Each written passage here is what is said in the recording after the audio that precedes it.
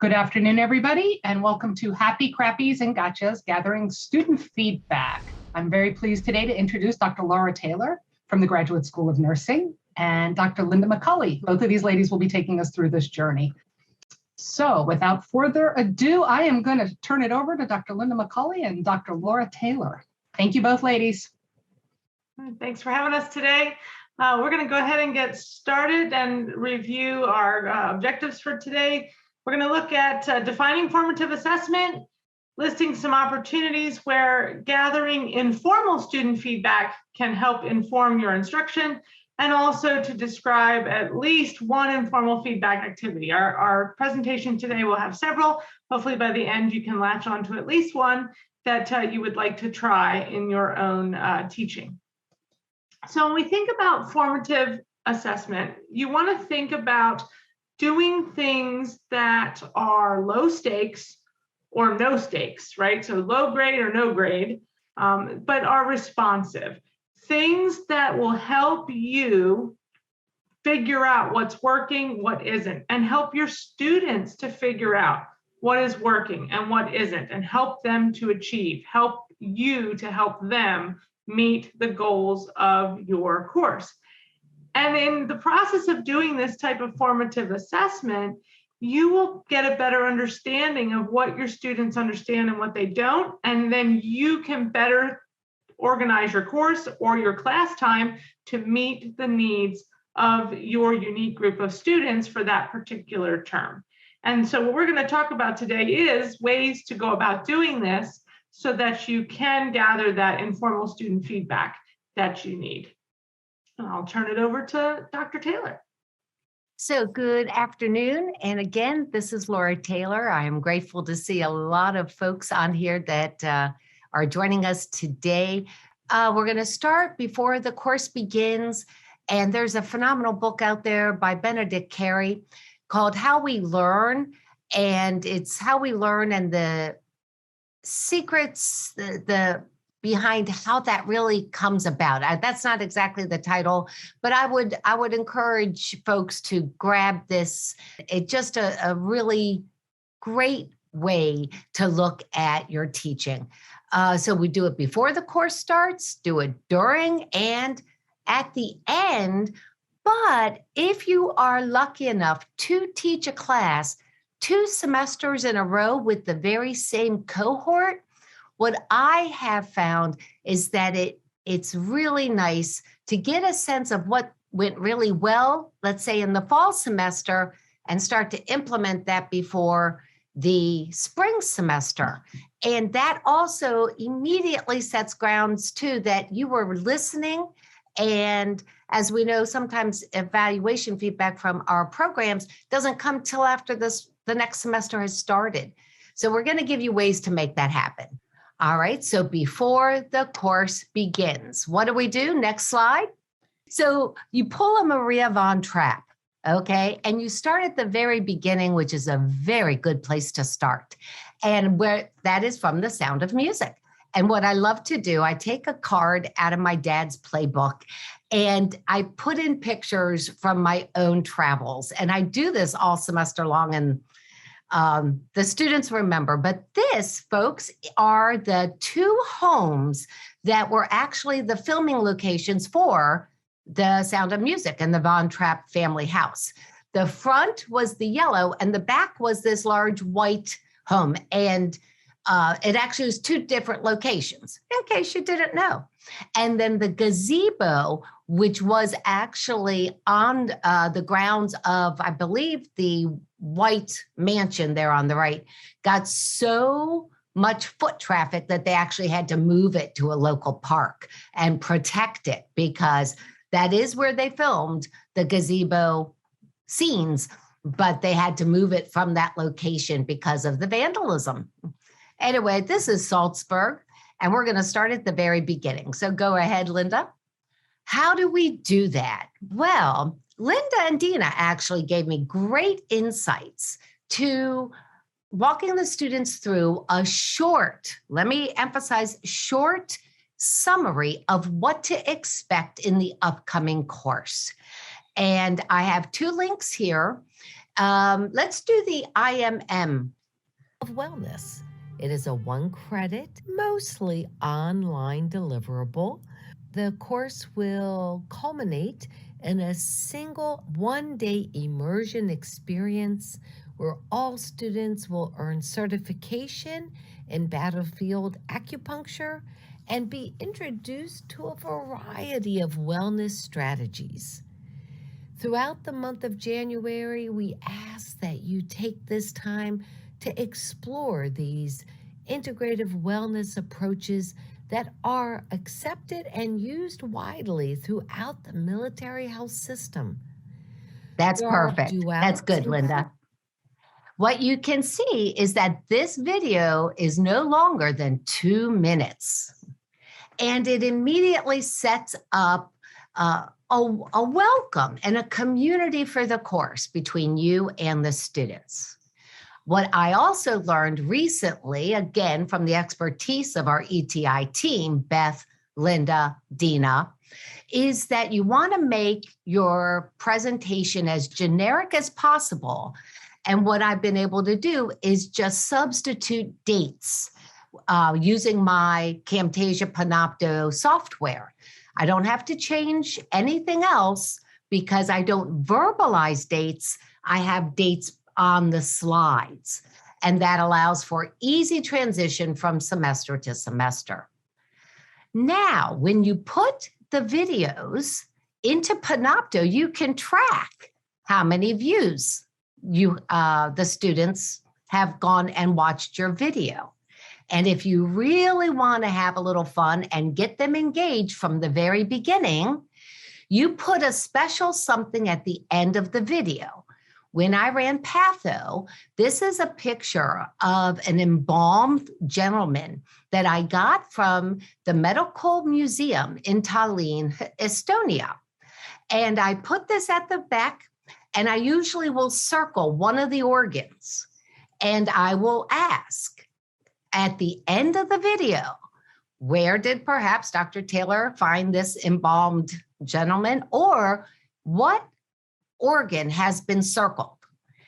The first 5 students to send me the correct response will win a prize.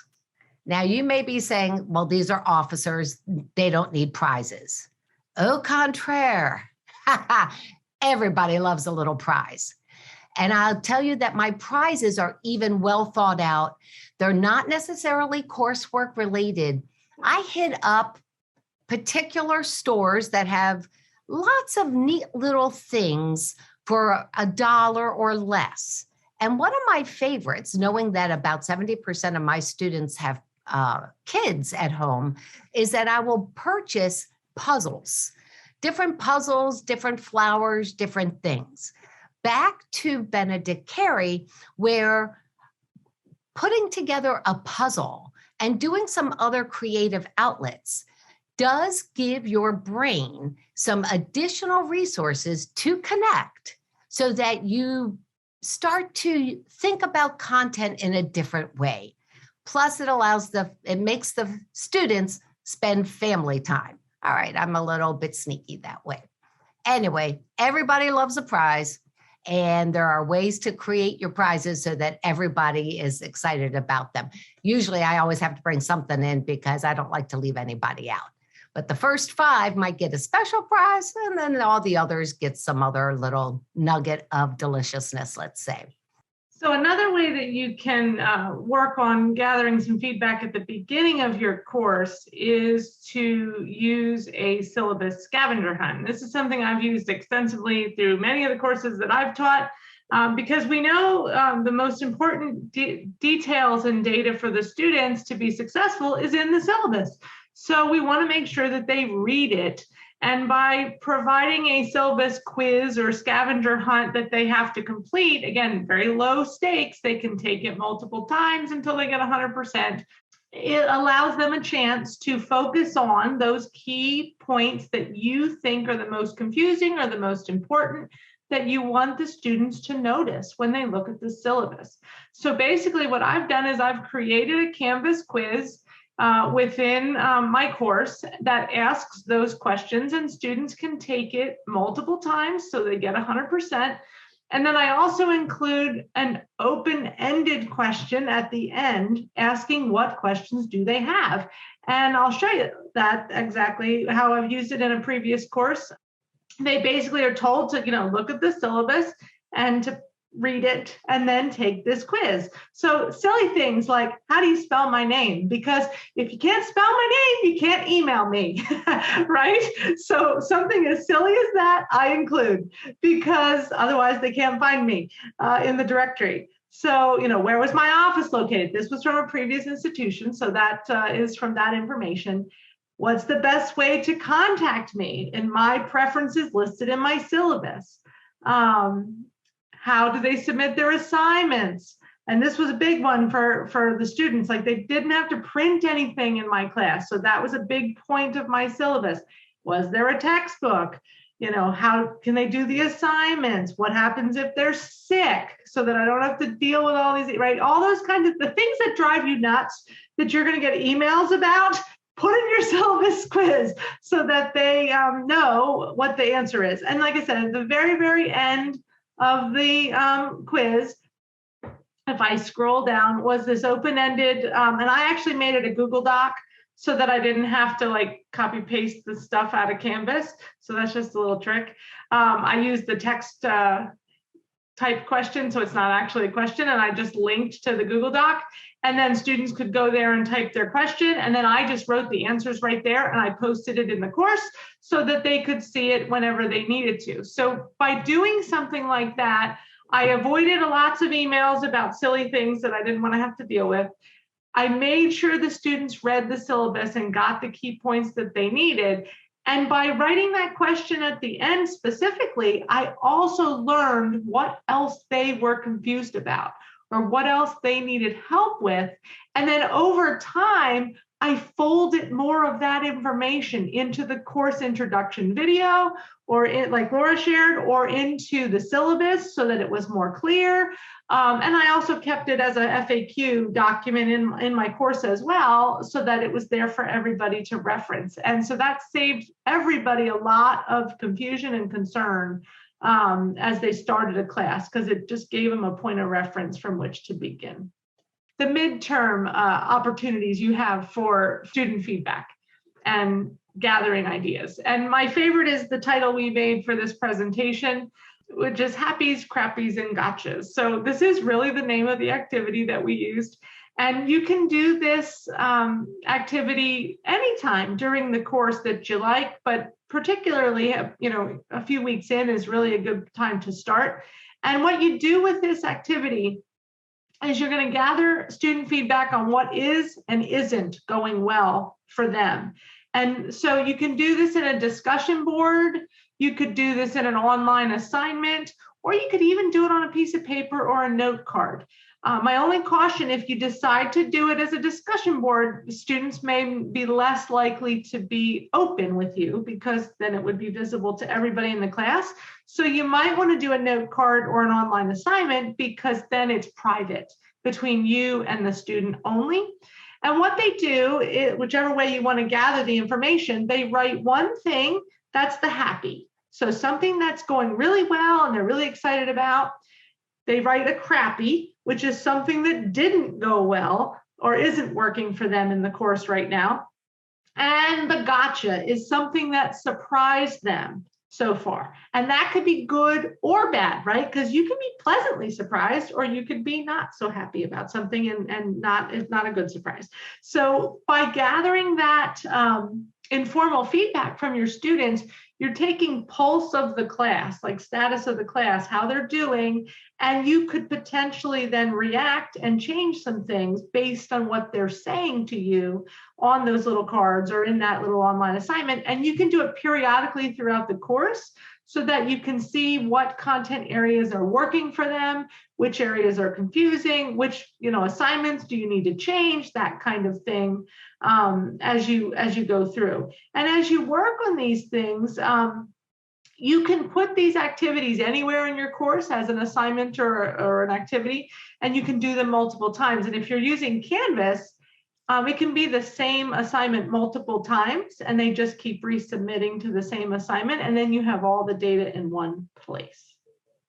And then our second idea for this midpoint that I'll start introducing, and then Laura will give you a little bit more feedback about, is doing a midterm survey.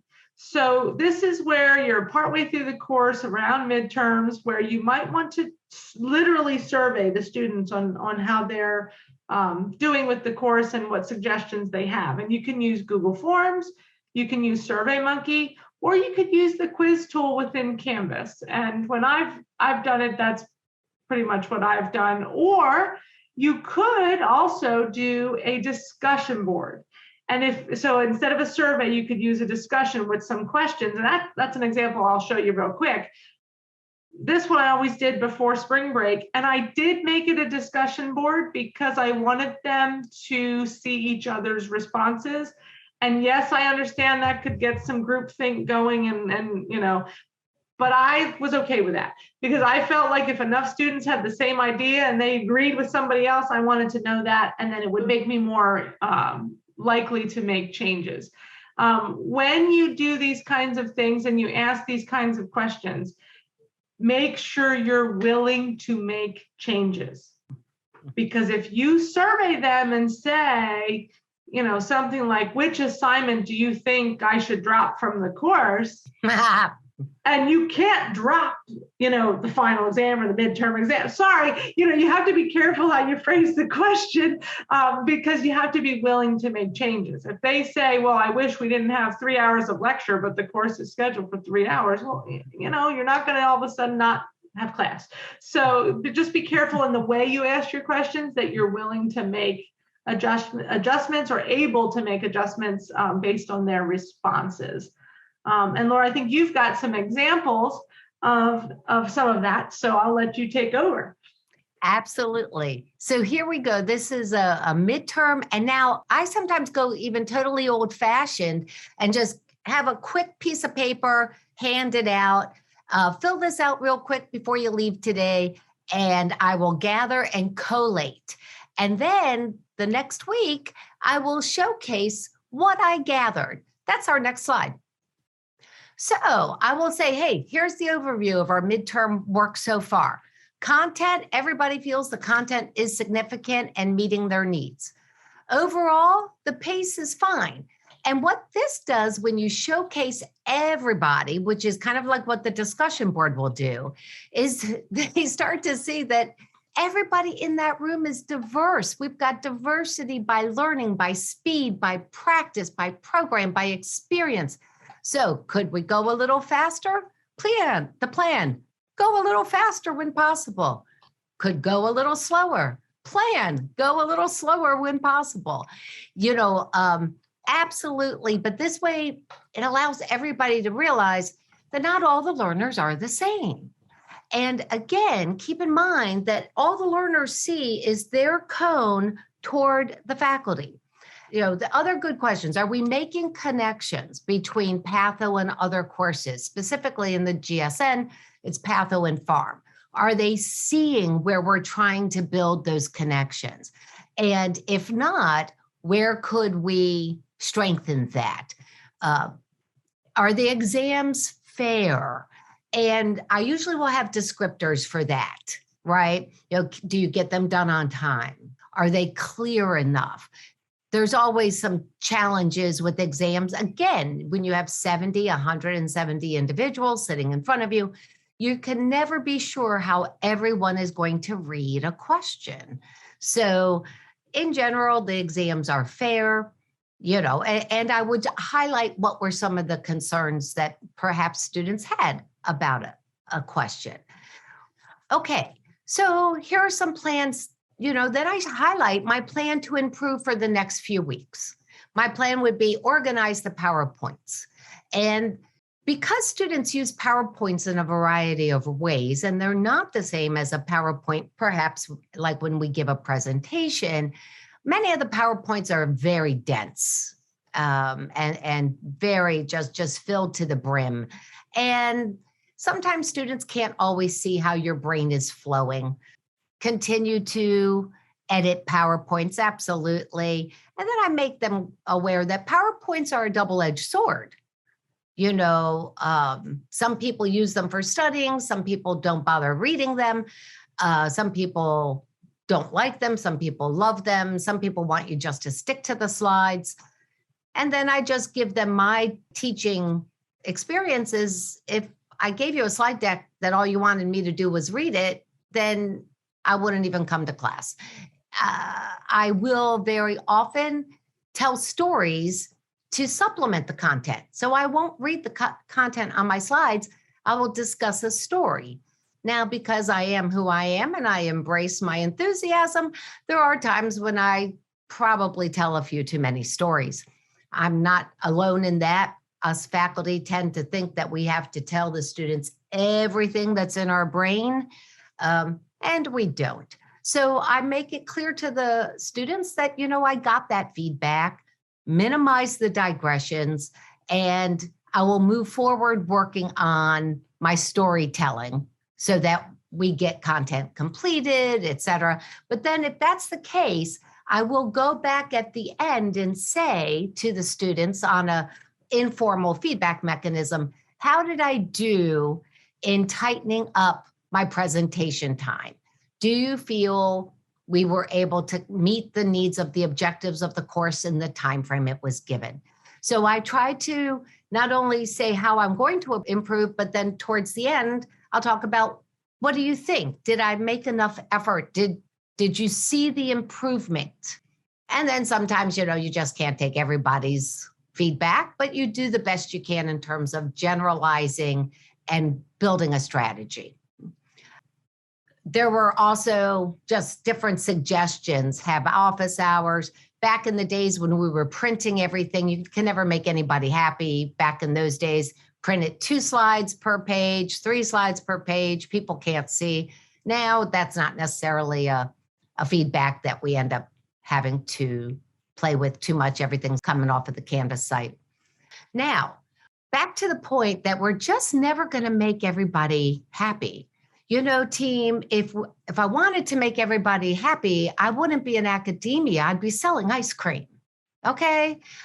Even then, I won't have everybody's favorite flavors. But what I will offer is that some of you may have voiced some concerns, but it's my goal to not see anything on the end evaluation when I've given you opportunity to find me in person or to share some thoughts in these confidential modalities. So our goal is to have no one report that this was a negative experience.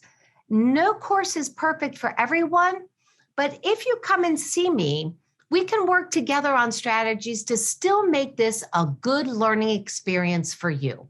What does that look like?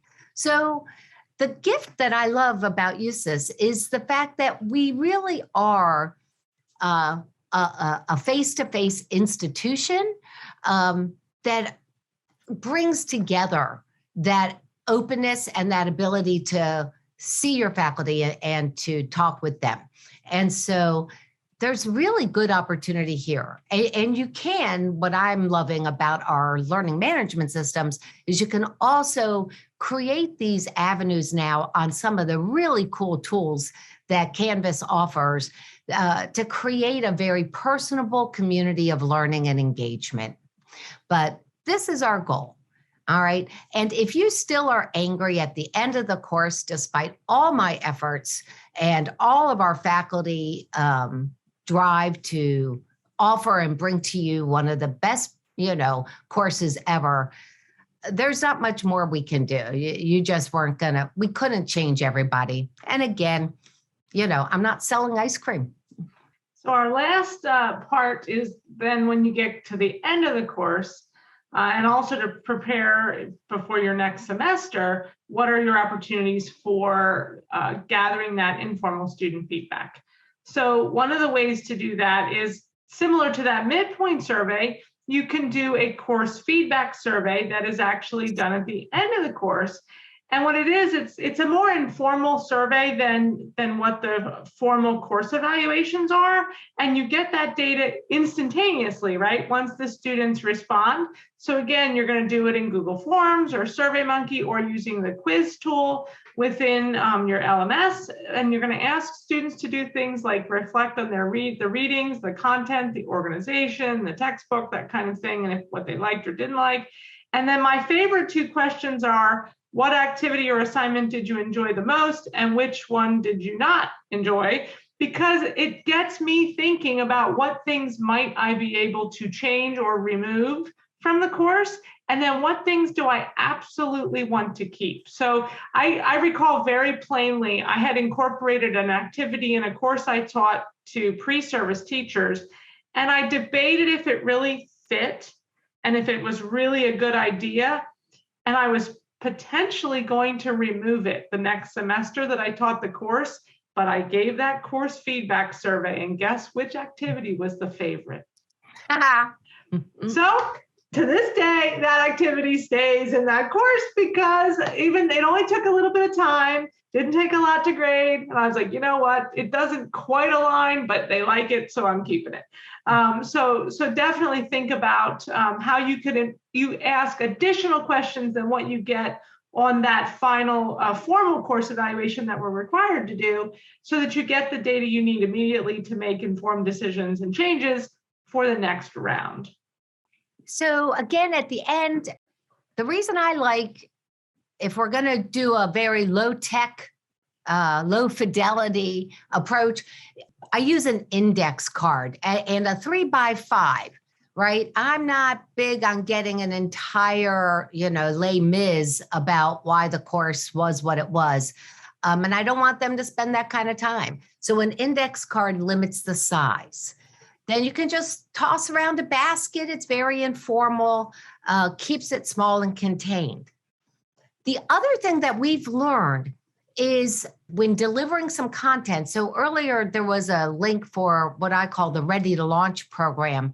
And it is a program that I've been delivering now on a weekly basis to nurses across the country.